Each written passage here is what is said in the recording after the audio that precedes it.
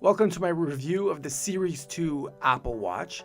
For those of you who haven't heard my experience thus far with smartwatches, check out my Moto 360 1 year later review and you'll see what I mean. This watch, as you can probably tell, was not for me, but for my wife. She wanted an activity tracker. I got her an Apple Watch instead. Took some convincing, believe it or not, but after she tried it on at the Apple Store and saw its features, she was all in. It cost us nearly $600 versus a Fitbit that's less than $200, but the Apple Watch does so much more. The Series 1 had several issues with it, including no GPS, a weak battery life, slow performance, and was not waterproof, to name a few. The Series 2 has improved in all those areas and was likely what Apple originally wanted to launch, but didn't. As with every Apple product, the packaging, of course, is amazing with every design detail covered. When trying out the watch, I immediately noticed a brightness improvement in the Series 2 version.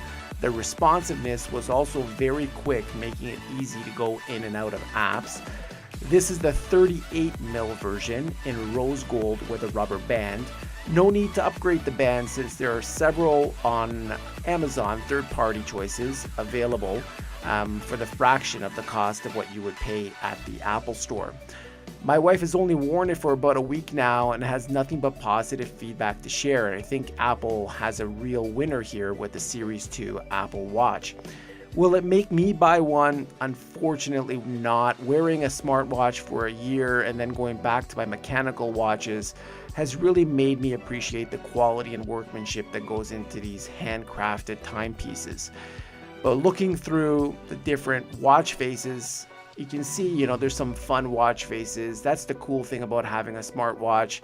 The functionality is obviously dynamic and adapts with the technology. There's some great apps now in the App Store that weren't necessarily there in the Series 1 version. And you can see here, you can connect to maps. In this particular setup, I didn't have it connected as of yet, as I just unboxed it.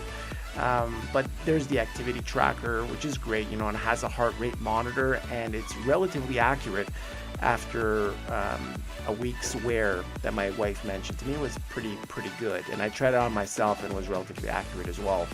And you can use it as a remote and change, your tracks on your phone, for example, if you have it synced up. And here's a look at the camera feature. When connected, you can cycle through all your photos that you have on your iPhone.